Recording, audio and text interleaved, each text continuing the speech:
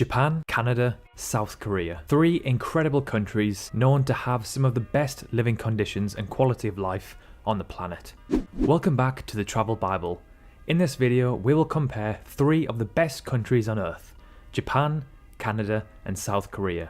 The reason why we've chosen these three countries is that they are often regarded to have some of the highest standards of living anywhere in the world. We will take a look at their geography, demographics, economy, and quality of life. Then, once you've watched the video, we will ask you which one you'd live in, which one you'd visit, and which one you'd avoid. So sit back, relax, and we hope you learn something new.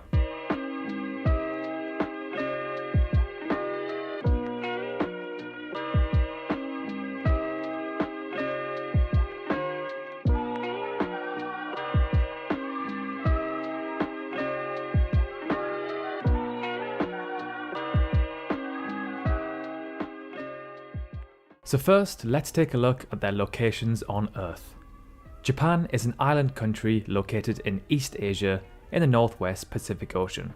Canada is a country in the north part of North America. Its 10 provinces and 3 territories extend from the Atlantic to the Pacific and northward into the Arctic Ocean. And finally, South Korea, another East Asian nation, is located in the southern half of the Korean Peninsula. So let's start off by taking a look at their demographics. First, with the population of these three countries. So Japan has by far the highest population out of the three, with 126 million people, making it the 11th most populated country in the world and the 6th most populated in Asia alone.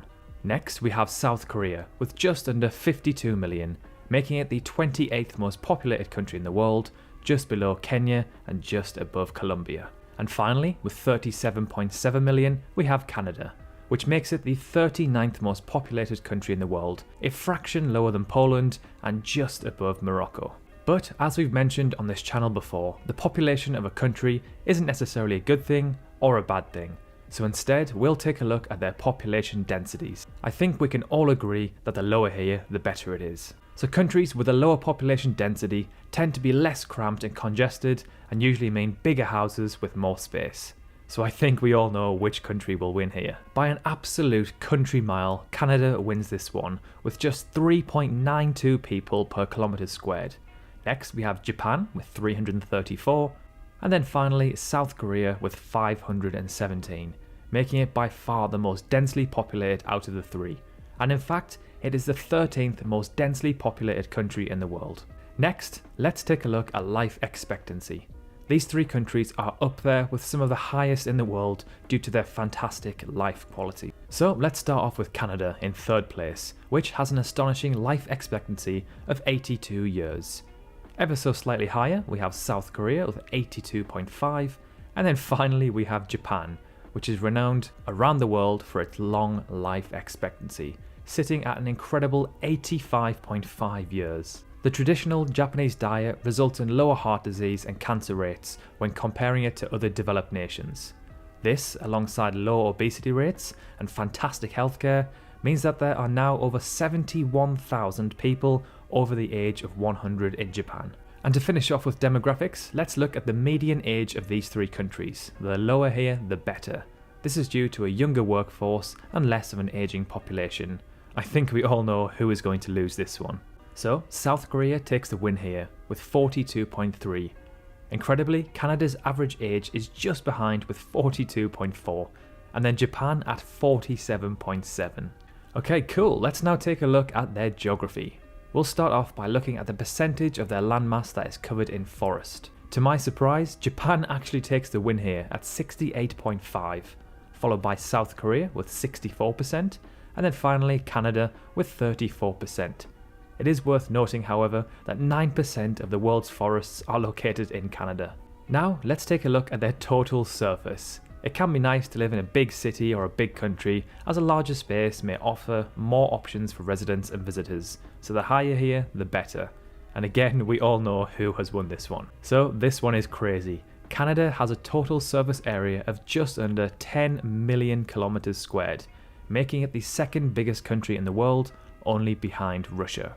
Next is Japan with 378,000 kilometers squared, and then remarkably South Korea with just under 100,000 kilometers squared, meaning that Canada is roughly 100 times bigger than South Korea. And finally, for geography, let's look at how much coastline these three countries have. So just like before, Canada takes the clear win with 202,000 kilometers, followed by Japan with 30,000, and then South Korea with a minuscule 2,400 kilometers. Next, let's take a look at the economies of these three countries. We'll start off by comparing their GDP per capita. The GDP per capita is calculated by dividing the total GDP by the number of people living in the country. A higher GDP per capita indicates a superior standard of living. So Canada actually takes the win here with $51,500 per person. Then Japan with $45,500, and then South Korea with $43,200. Next, let's take a look at the unemployment rate.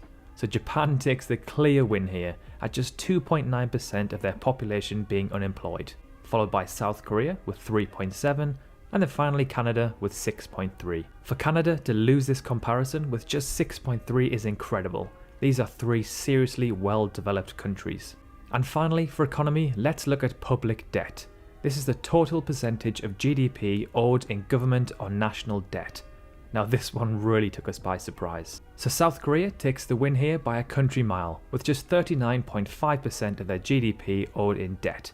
Next we have Canada at 90%, and then finally Japan, with an unbelievable 238%. However, over 90% of this is owed domestically, which makes things a little better. And finally, to end the video, let's look at the quality of living for these three countries. This is the section where these three countries really stand out from the rest of the world. So we'll start off with adult obesity rate. This is the percentage of adults that are classed as obese. So Canada actually loses this by a long shot, with 29% of adults in Canada being obese. Then we have South Korea at a very impressive 4.7%, and then finally Japan with 4.3%. I wonder if this includes all of the sumo wrestlers, who are technically obese but are actually really healthy due to their super healthy diet. Next, let's take a look at hospital beds per 1,000 people. Canada actually loses this one by a long shot, with 2.7 per 1,000. Then we have South Korea at an incredible 11.5 beds per 1,000 people. And then Japan taking the win here with an impressive 13.4. And next we'll have a look at the pollution index for these three countries. Canada actually sits 16th in the world. I actually thought it would be much higher and perhaps even in the top 5. Japan sits 26th in the world, and South Korea sits 57th in the world. Due to Canada having such a low population density and being such a big country with so much forest, I thought it would have been easily in the top 5. And now to end the video, let's look at the percentage of the population that is below the poverty line. Japan's is seriously impressive. So roughly 14% of South Korea's population is below the poverty line, followed by Canada with roughly 9%, and then Japan with just 1.4% of their population living under the poverty line. That is a seriously well-developed country. Now it's your turn. Let us know in the comments below which one you live in, which one you'd visit, and which one you'd avoid, and why. We can't wait to read your comments. And while you're there, let us know which cities or countries we should do next. I would personally live in Canada as I speak English and have a similar culture to the UK. I'd visit Japan as it's a dream destination for me, and unfortunately I'd have to avoid South Korea. However, I would still absolutely love to visit South Korea one day, as it looks like such a beautiful country. If you enjoyed the video or you learned something new, a like and a sub to the channel would be marvellous. Thank you so much for watching, and we'll see you in the next one.